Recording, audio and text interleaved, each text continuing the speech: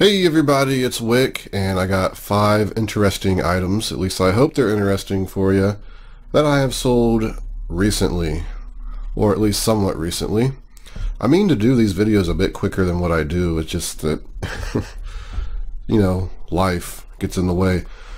But the first item is from Lowe's. It's some retail arbitrage. The cool thing about this day, and I should have got this on film, but it was not expected. I went to Lowe's to pick up something that I needed, and I just kept running into clearance, and it ended up being probably easily make $1,000 off the stuff I found. This was a couple months ago, and here's an item that I found is a 50-foot drain auger. There was no one on the listing, and I bought it for $7. Actually, I bought well, I know I've sold 3 of them. I think I have another one downstairs, but I paid $7 for them, and I sold it for $67.99, $47.90 profit after all my fees and costs and everything. And between the 3 of them, that's $143.70 profit. So awesome find on those. I still got one downstairs. They're really heavy. My weight would be over if I shipped it, so I ended up taking it out of the shipment, and I didn't want to ship it by itself. So yeah, what a great find that was.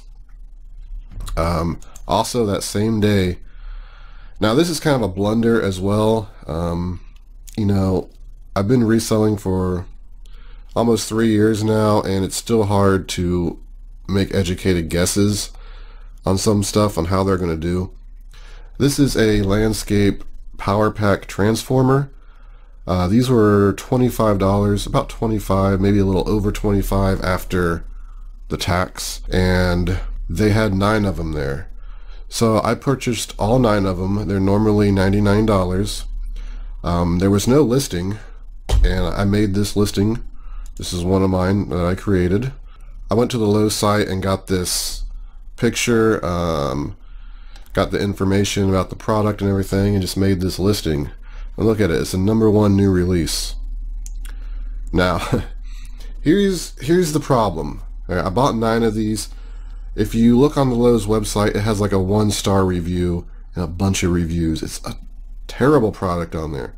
I was reading through the reviews. People are saying, oh, it doesn't work after a day. All these problems that they were having with functionality. So I was scared. I had an opportunity to buy 20 more of these. 20 more of these. And I'm like, I'll just, stick with my 9 for now and see how they do. I didn't even know, making a listing, you don't know if they're going to sell.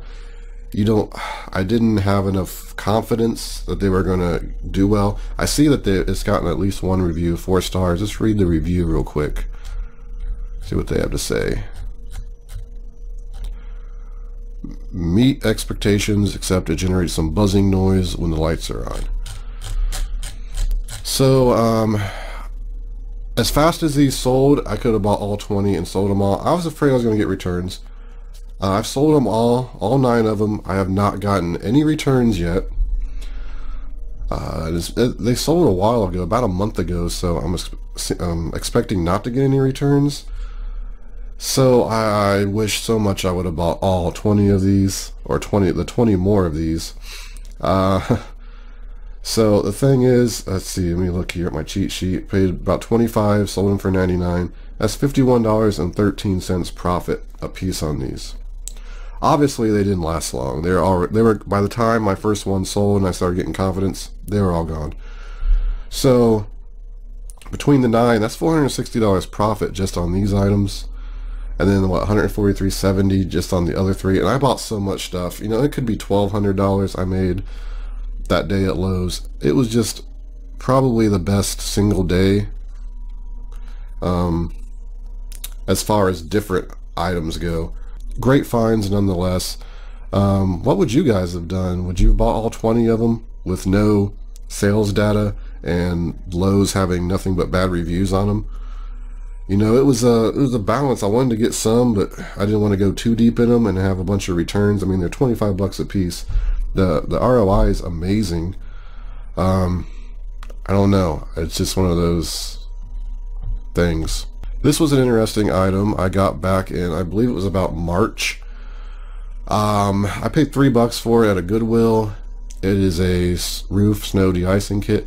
I sent it in real quick because back in March and April still pretty cold.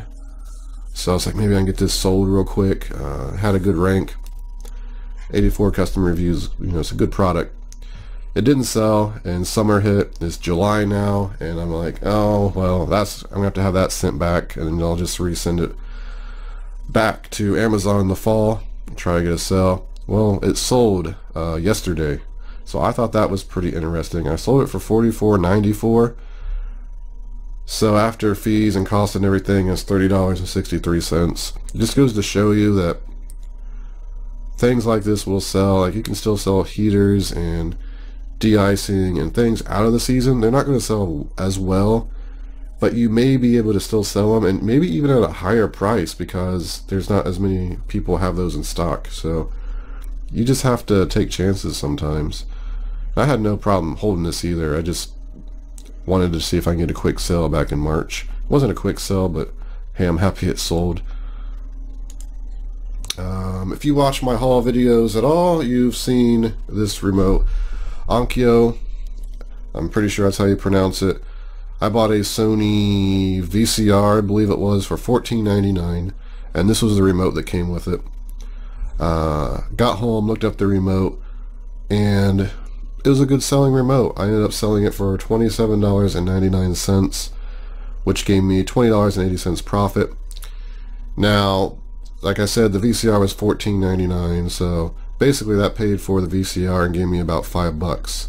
I can't remember if I've sold that VCR yet. Probably not, because I don't think I bought a remote for it. But I always look up unique remotes. This one, I don't think I can zoom in.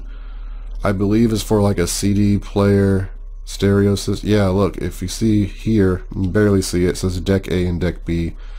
So this is for like a cassette deck receiver or something.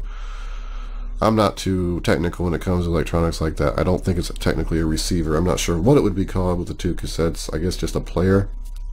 I don't know. All I know is it makes money. So pretty cool that that remote made me back $20, and it was kind of just accidentally there. And for the final item today, this is interesting because these are, I don't even know what these are. They're lights for makeup mirrors or something. I can't remember exactly, but it's supposed to do something for your skin or something. I don't know, but I got these last year. I went to Bed Bath & Beyond and found a ton of stuff and bought these. I was restricted in them because they were in health and beauty, but I've been noticing they changed how health and beauty works. Let's see if I can figure this out and explain it properly real quick. It's now in health and household.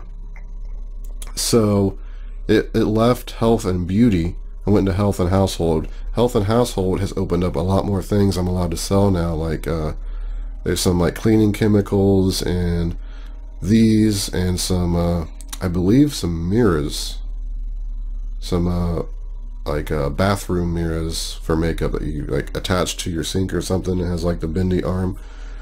All that stuff I was going to sell on eBay, and I just never got around to it.